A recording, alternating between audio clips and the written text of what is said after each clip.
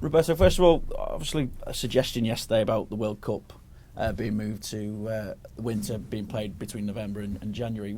Have you been given any kind of guidance as to what implications that would have for the football club, for the Premier League? Well, no. I don't think it's been something that has been discussed as a possibility at the moment. Obviously, you got your own view and how it would affect the competition. Obviously, it's been a big debate to try to find a winter break. Never mind to stop the competition for a whole month when you got a big tournament.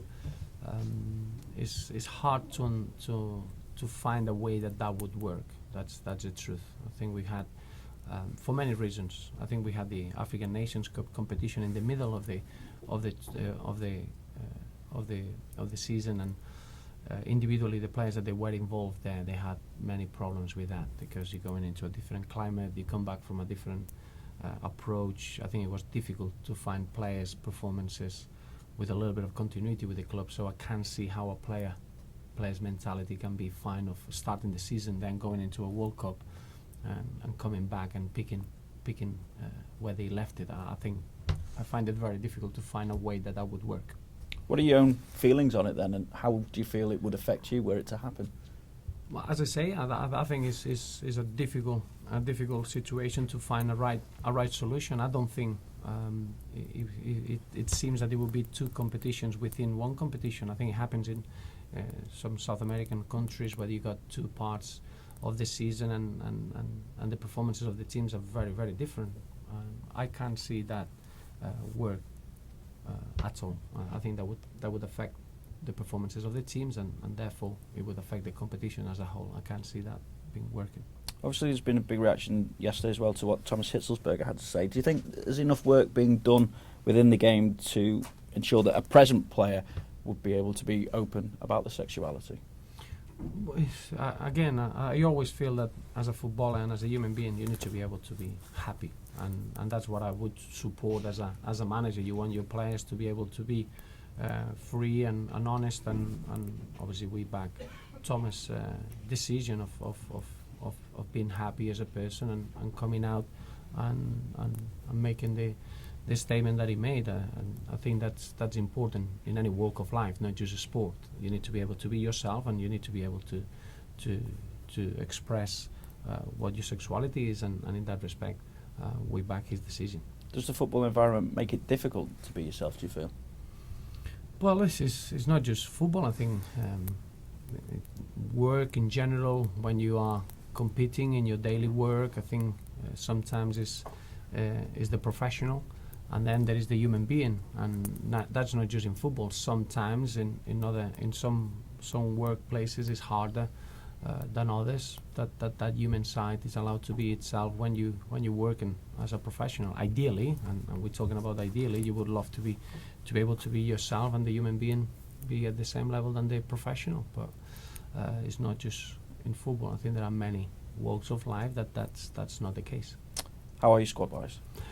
Well, we got a couple of doubts. Obviously, we still got 2 training sessions before the important game on Saturday, and we're going to assess the likes of Sylvain Distan, Phil Jagielka, Leighton Baines, Ross Barkley, that he had a knock against Queensborough Rangers. So probably those 4 players are the ones that we've got a little bit of a question mark on. Everyone else fit and available and desperate to be involved. Obviously, with Distan and Jags have been out. How close do you feel they are? They're not too far away. I think it's just that period that we got through in the Christmas fixture list, and obviously they're a little bit close to making it for Saturday, or just on the verge of missing, because we need to make sure that there is no risk. There's a soft tissue injury that is probably a matter of days. It's too early to say if they're going to make it for Saturday, but I feel that they're going to be fine for the next game on Monday against West Brom. In terms of the strength of the squad, do you feel now that you can guarantee that key players won't leave this month? What do you mean now? Well, it's always been the case. It's always been the case. Yeah, that is the case, and you can guarantee that the top players won't leave. It's nothing changed, isn't it? No. No. I mean, Again, though, it's a case of repeating it, I suppose. But why do you feel that way, Roberto? Why have we reached that situation? I think we had a very good start of the season. I think that's been the case.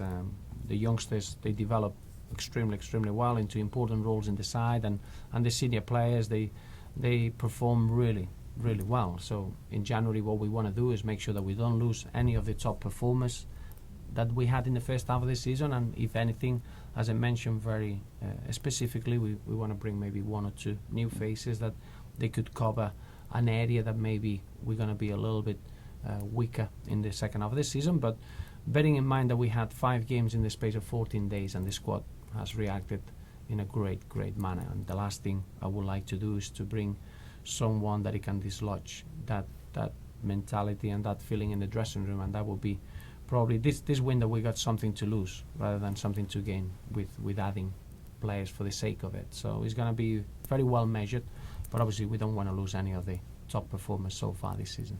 How close then are you to adding to the squad? We are close, but as I say, it's not a matter of rushing things. We know exactly what we want and we'll try to make it happen. If we can't make it, then we just making sure that the squad doesn't get affected by bringing the wrong personality into the club is very clear. Does Aidan McGeady come into that? There's talk of a pre-contract agreement. What is the situation there? Well, the situation is that he's still registered with another football club, and as you know, I'll never ever be disrespectful to any other football club and speak about a player that is registered with another club. So Aidan fits in that category. Does that mean he's not due for a medical this weekend? I don't think so, unless Alan hasn't told me.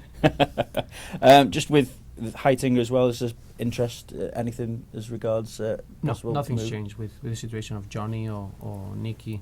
The situation is very clear. It's been very open from the beginning. Both players are working hard to try to get into the squad for Saturday, and there's nothing to inform. How key are the home games as well to what you want to achieve now? Really key. I think you can speak about the difference between home games and away games. The truth is that in every game you got an incredible opportunity to add to the points tally, and that's the way we facing it. We got 18 games left in the competition, which it means that we've played against everyone now. I think everyone's got a clear idea of every team in the league, and we got 9 vital games at home.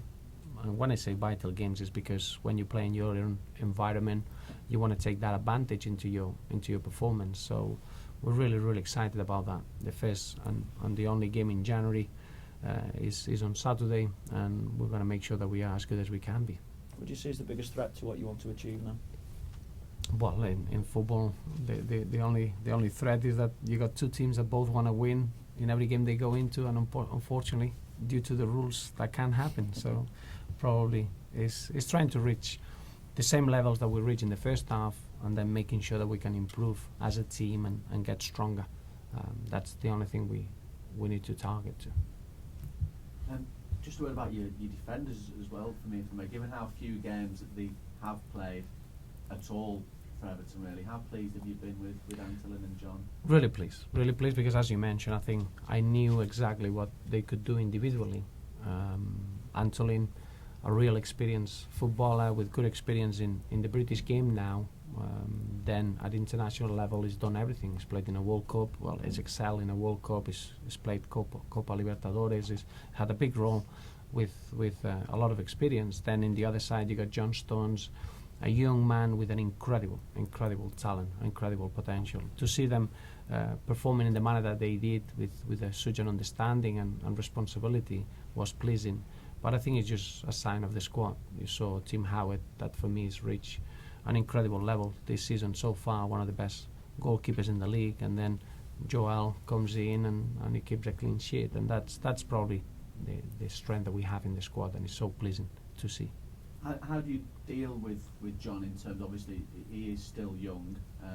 Is he in, and that's in part of the first team now? Is it one of those he's in because he has to be in? No, I think at the beginning of the season, John impressed so much in pre-season. I always saw that he was ready to help the team in the league and in the cup competition. So I do think that he's a young man in age, but I think he's ready in terms of the levels that they are needed in that dressing room. So for me, John has been involved in many games now. If you look at the amount of games that he's played in the Premier League, he's had very good experience, diverse experiences, playing in different positions, and his role is growing. And the way that he performed against Stoke and against Queen's Park Rangers, that only helps his case, and it's one of the players that is fighting to earn his starting spot, and that's probably where he is. But believe me, he's got an incredible future.